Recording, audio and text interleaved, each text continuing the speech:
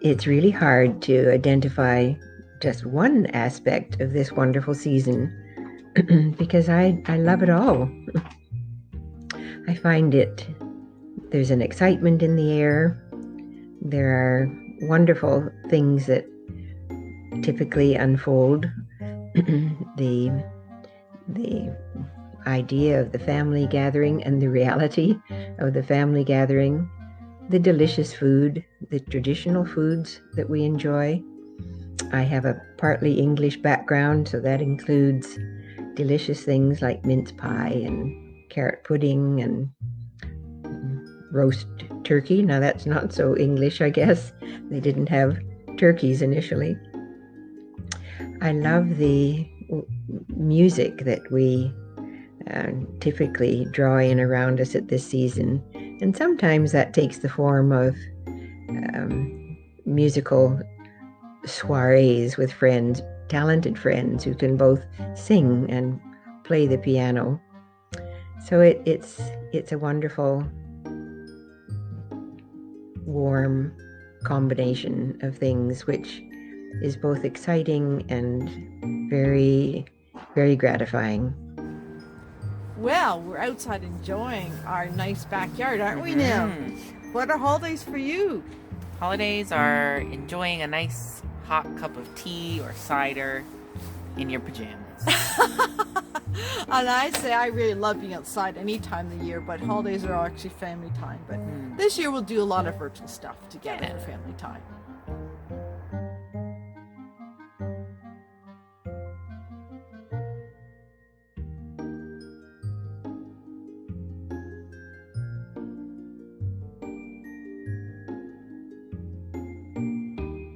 This is the Rayner family Christmas greeting. We're not all together right now, but we will be soon, and that's part of what I value most about the holidays. Usually I travel so much. This year's been an exception, but usually I'm away a lot in the course of the year, and Christmas is a predictable time to be home with everyone and the decorations and the familiar songs and the familiar traditions, and that's what I value most. And I like the eating and the drinking and the eating some more. And I like the fact that we're together and usually try to do a trip, which means new experiences for all of us. And sometimes it's great and sometimes it's not that great, but it's okay because we're together. And Merry Christmas. Well, I like the overwhelming lack of school because they're 3 weeks and I don't have to do anything, and it's great. What about Agador? Agador? Yeah, I'm also obviously excited about the dog. Who wouldn't be? The dog will not look like that. Thank God. Merry Christmas, all! Recently, for me, I think the holiday season is great because I've been spending a lot of time away from family with university, and I'm definitely looking forward to coming home this year because we finally pulled the plug on the fact that we're getting a puppy, so I can't wait to come home to that. Hey y'all, Merry Christmas and Happy Holy Days and blessings in the winter solstice and everything from Ottawa. It's tough being here, taking care of all the loose ends and all that fun stuff. Yeah, normally our traditions involve fasting for about a week before Christmas, if I remember correctly. We eat these fancy wafers with beautiful designs on them, with some honey and garlic on top. I know not low FODMAP, but or gluten-free, unfortunately. But hopefully in the future they can be made so. I think you can also put maple syrup on there to make it more low FODMAP and more Canadian, I guess. And you can then we normally do a divination of sorts. We crack walnuts, and if the walnut is nice and bright and tan colored, then describes good health going forward, but if it's black, then it describes poor health going forward, which nobody wants. Which is funny because the traditions in Slovakia are typically Christian, so it's funny that they still do this, divination thing as a tradition. Maybe some families still do it, or maybe they don't do it anymore, but that was something that was done in my household growing up. Normally we would have duck. After the fasting, we'd have duck with dumplings. Not like your, Asian dumplings, but it's like a bread, but without the crust on it. That kind of a dumpling, kind of like a breaded dumpling kind of thing.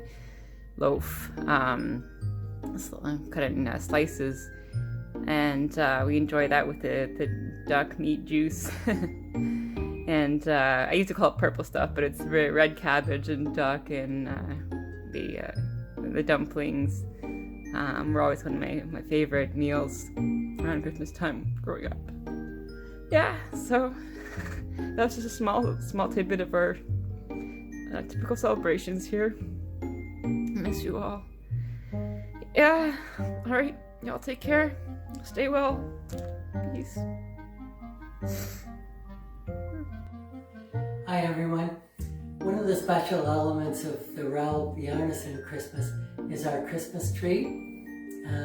We always get a fresh cut Christmas tree, just as in the tradition of both of our parents had fresh Christmas trees every year. It is a tree of memory in many ways for us.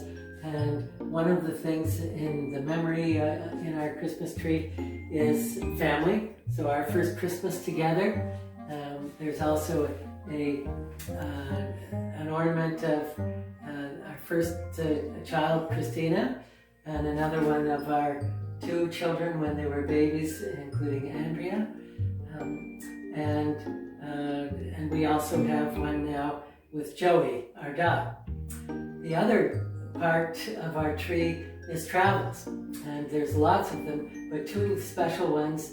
One is for Sheila, is an ornament, an Icelandic ornament in memory of her dad, who is from Iceland. And the other one is my first ornament that I bought back in the 1980s from a trip to San Francisco, a trolley car. And one other one that we wanted to mention is a silver ornament from 2000, our Millennium Capsule. And we put things in it, and we're going to open it 25 years later. That's in 2025. And the last thing is we always get a new ornament every year. And this year we have an ornament from the Festive Cheer Box, a chalice from Unitarians. And that's a bit about our Christmas tree. Thank you. Merry Christmas from our family to yours. Wishing you a happy, healthy, hug-filled 2021. Hi, I'm Becky Bridle. I love everything about Christmas. I love a Christmas tree, I love our lights, I love all the baking and the wrapping and the eating and everything about Christmas. My favorite part, of course, is spending it with my beautiful daughter Megan and our new puppy Anya and our cats who declined to join the family video. Megan, what's your favorite part about Christmas? The gifts. My story starts 65 years ago with a young newlywed couple who decided to scrimp and save and put every penny they had into the down payment of their first house. That year, they didn't have any money left over to buy presents for each other, so they decided to spend a few dollars to buy a special treat, a bottle of olives for him and a bottle of pickled onions for her. And every one of those 65 years since, in the good times and the lean times, there was always a bottle of olives and a bottle of pickled onions under the tree to remind us all that what really matters at Christmas is not the size of the gifts, but the love that they're given with. This year will be no different.